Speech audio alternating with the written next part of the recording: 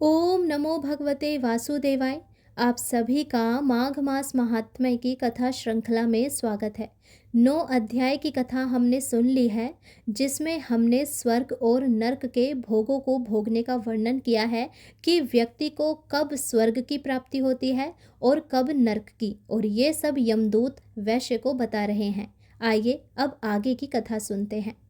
यमदूत कहने लगे कि हे वैश्य, एक बार भी गंगा जी में स्नान करने से मनुष्य सभी पापों से छूटकर अत्यंत शुद्ध हो जाता है। जो मनुष्य गंगा जी को दूसरे तीर्थों के समान समझता है, वह अवश्य नरक में जाता है।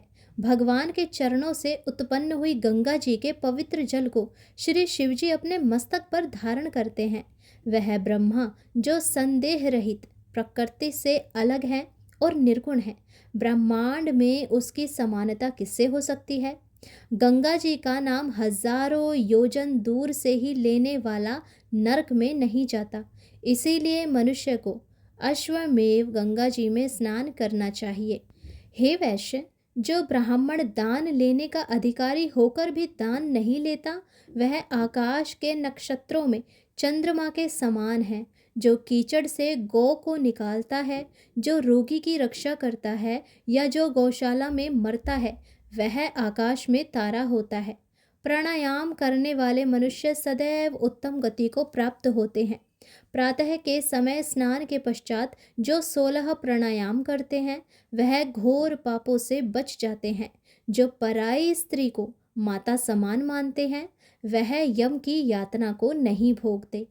जो मन से भी कभी पर स्त्री का चिंतन नहीं करता, वह दोनों लोकों को अपने अधीन करता है। जो पराये धन को मिट्टी के समान समझता है, वह स्वर्ग में जाता है। जिसने क्रोध को जीत लिया, मानो उसने स्वर्ग को ही जीत लिया। जो माता पिता की सेवा देवता तुल्य करता है, वह यम द्वार नहीं देखता, और जो गुरु की सेवा करते हैं, वह ब्रह्मलोक को प्राप्त होते हैं। शील की रक्षा करने वाली स्त्री धन्य है। शील भंग करने वाली स्त्री यमलोक जाती है। जो वेदों और शास्त्रों को पढ़ते हैं, या पुराण और संहिता पढ़ते और सुनते हैं, तथा जो स्मृति का व्याख्यान और धर्मशास्त्र समझते हैं, या जो वेदांत में लीन रहते हैं, वह पाप रहित होकर ब्रह्मलोक को प्राप्त होते हैं। जो अज्ञानियों को वेद शास्त्र का ज्ञान देते हैं, वे देवताओं से भी पूजित होते हैं। यमदूत ने कहा कि वैश्य श्रेष्ठ यमराज ने हमको वही आज्ञा दे रखी है कि तुम किसी वैष्णव को मेरे पास मत लाओ। हे वैश्य, पापी लोगों को इस संसार रूपी नरक को पार करने के लिए भगवान की भक्ति के सिवाय कोई दूसरा उपाय नहीं मिलता। भगवान की भक्ति ना करने वाले मनुष्य को चांडाल के समान समझना चाहिए।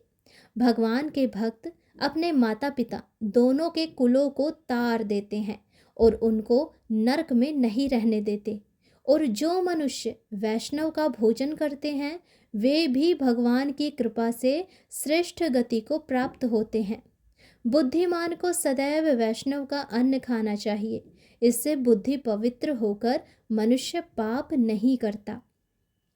गोविंदाय नमः इस मंत्र का जाप करता हुआ जो मनुष्य मृत्यु को प्राप्त होता है, वह परम धाम को प्राप्त होता है, इसमें कोई संदेह नहीं।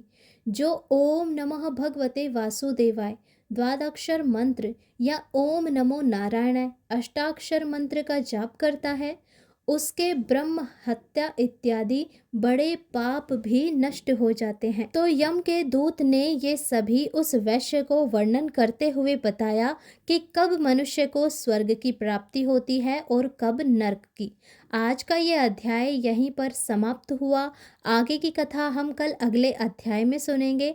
तब तक के लिए आप इस वीडियो को अपने परिवारजनों के साथ शेयर करें, ताकि वे भी माघ मास के इस पावन अवसर पर अपने पापों को नष्ट कर सके और भगवान की असीम कृपा के पात्र बन सके।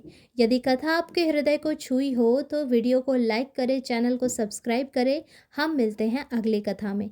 राधे राधे, हरे कृष्णा।